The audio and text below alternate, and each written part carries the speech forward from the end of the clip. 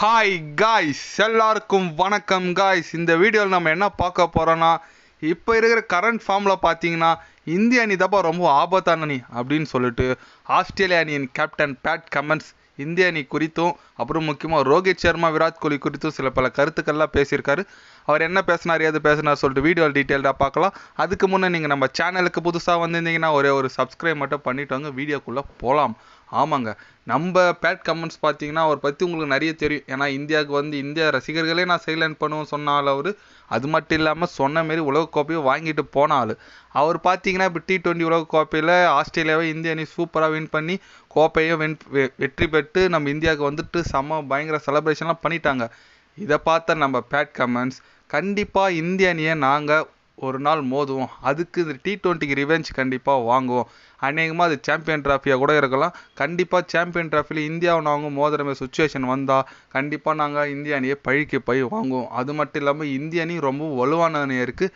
அந்த மாதிரி ஒரு அணியை ஜெயிச்சதா எங்களுக்கு ஒரு பெருமையும் எங்கள் அணியும் எங்களது எதுக்கும் சளைச்சது இல்லைன்னு சொல்லிட்டு காட்டுறதுக்கான ஒரு போட்டியாக கூட இருக்கலாம். ஏன்னா இந்திய அணி இருக்கிற ஃபார்மில் பார்த்தீங்கன்னா பயங்கரமாக இருக்காங்க. கண்டிப்பாக அவங்க சாம்பியன் ட்ராஃபி அதுவும் பாகிஸ்தானில் நடக்கிறதுனால அவங்களுக்கு அட்வான்டேஜ் நிறையவே இருக்குது ஏஷியன் காண்டினென்ட்லால். அதனால் கண்டிப்பாக இந்தியா போன்ற ஒரு அணி அடித்தா எங்களுக்கு அதோட பெருமை வேறு எது இல்லை அப்படின்னு சொல்லிட்டு நம்ம பேட் கமெண்ட்ஸு பேசியிருக்காப்புல. என்னென்னா நம்ம பேட் கமெண்ட்ஸு சொல்லி நம்ம உலகக்கோப்பை அடித்தார். ஓகே, அதுக்கு முன்னே T20 வேர்ல்டு கப் ஆரம்பிக்கிறதுக்கு முன்னே ஏதோ ஒரு இன்டர்வியூ மாரி வச்சாங்க. அப்போ பார்த்தீங்கன்னா 4 செமிஃபைனல்ஸ்ட்டு யார் வருவான்னு கேட்டதுக்கு ஃபஸ்ட்டு ஆஸ்திரேலியா வரும், அடுத்து 3 டீம் நீங்கள் ஏதோ சூஸ் பண்ணிக்கன்னு சொன்னாங்க. ஆனால் அந்த வார்த்தைக்கு அப்படியே ஆப்போசிட் வார்த்தையாக ஆஸ்திரேலியா வரல. மற்ற எல்லா டீமும் இங்கிலாந்து வராதுனாங்க, இங்கிலாந்து வந்துச்சு. ஆப்கானிஸ்தான் வராதுனாங்க, ஆப்கானிஸ்தான் வந்துச்சு. சவுத் ஆஃப்ரிக்கா கூட வராது தான் சொன்னாங்க, சவுத் ஆஃப்ரிக்கா வந்துச்சு. அதனால் பேட் கமெண்ட்ஸ் ஃபஸ்ட்டு நம்ம சொல்லி அடித்தார். ஆனால் இப்போ அவர் வார்த்தையாக அவருக்கு ரிவேர்ஸ் ஆகுது. பார்க்கலாம், இதுவும் சொல்லியிருக்காரு, நம்ம ICC சாம்பியன் ட்ராஃபியில் நம்மளை அடிக்கிறேன்னு சொல்லியிருக்காரு.